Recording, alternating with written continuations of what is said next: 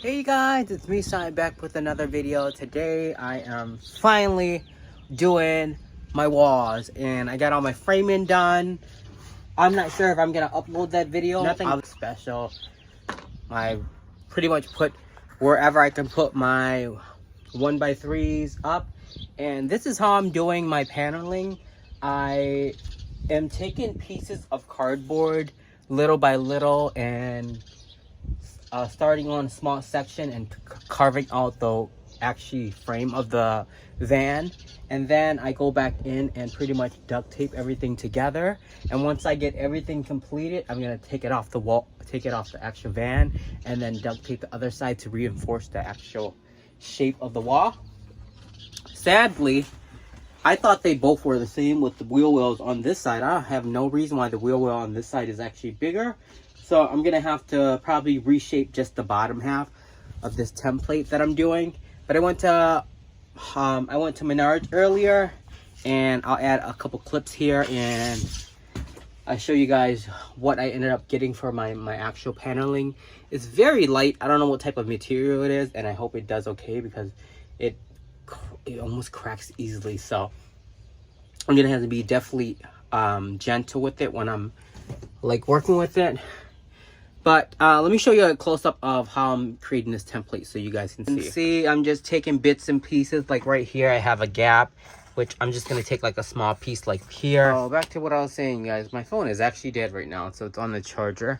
So I just take these little pieces and duct tape little by little. If I have a gap, I just end up adding a piece to add to the curvature. Nothing's really perfect on here, but I have come to realize that like half of this is going to be covered with the bed and, you know, whatever I decide to add, like the cabinets and stuff. Only thing that really needs to be perfect is up top, so I tried my best to make the top perfect. Obviously that middle piece right there you see isn't even because the top of the actual frame is going to be measured out even. So that's just a brace there to keep the cardboard intact, and all I have to do is finish this side right here, and then I could take this whole thing down and duct tape on the other side to reinforce it so the actual shape of the template doesn't move. And that should be it. All right, got the template off, and now I use duct tape on the other side as well, just to reinforce the template, because I'm going to use it for the other side too, but the bottom is going to be a little bit different. As you can see, these panel boards, or whatever you want to call them, their height, they're a little bit shorter because they don't reach all the way down. But remember, that's okay because most of the bottom parts of the paneling, the bottom of the wall is going to be covered by cabinet and the bed as well. I'm just worried about the top looking more flush. So I'm gonna go ahead and cut this. This is so rigged up, you guys. I have you on, like I have the phone in between a door crack right now.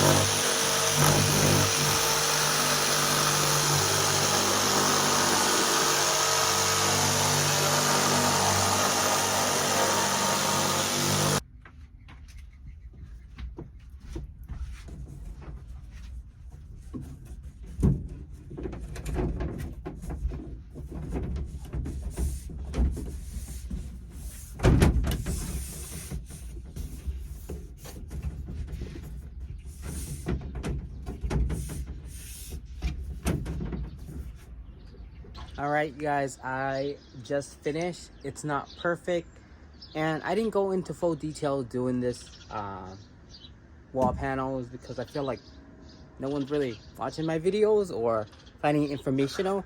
But you know, I put a little bit of information in between the videos, but this is how it's looking. Let me give you guys a close-up. You can see I use these screws. I do recall when I bought it, this is paintable. I really thought it was real wood at first when I bought it, but it's just paper, actually. Paper material. So if you're gonna use something like this, make sure you put a lot of bracing behind it because, you know, it can make the wall really weak, but you know, If you're careful enough, I'm pretty sure you can make this last. They were like I think they were like $28 a sheet. And I blocked this whole entire door off because I feel like it was such a waste on cutting the door opening, and I just want one door opening. So I left this one blocked out. Since this material is so thin, I have to let me show you guys. I have to create like a brace on this side, so I'm probably gonna create a brace and make this like a mini garage or something. This is all the leftover material. I'm gonna keep that in case I want to do something else. I'm debating if I actually want to go back and use this for my ceiling. As long as I make enough brace for the top, I don't think I will get any like sinking or any, what do they call it, sagging. Yeah, they call it sagging over time. These are temporary. I just put some screws in for now just to mount them to see if they fit. They're gonna be retaken off, and then I'm gonna put the insulation in and then the wiring. I don't really know what I'm doing with my wiring yet. That's why I haven't even considered doing the ceiling yet. But if I want to go the cheap route, I'm pretty sure I can use this as my ceiling too. I might end up doing like a stain on this, if you can even stain this material. I'm gonna try on one of these little spare pieces. But that is it, you guys. I did it. I can't believe I did it. It's not perfect. As you can see, the cuts are literally horrible right here too. Like look at this, you guys. I mean, I got like the actual shape of it, but it's not really perfect. But I feel like these parts that are not close enough, I can just carpet this right here, like a thin carpet or something for over here too.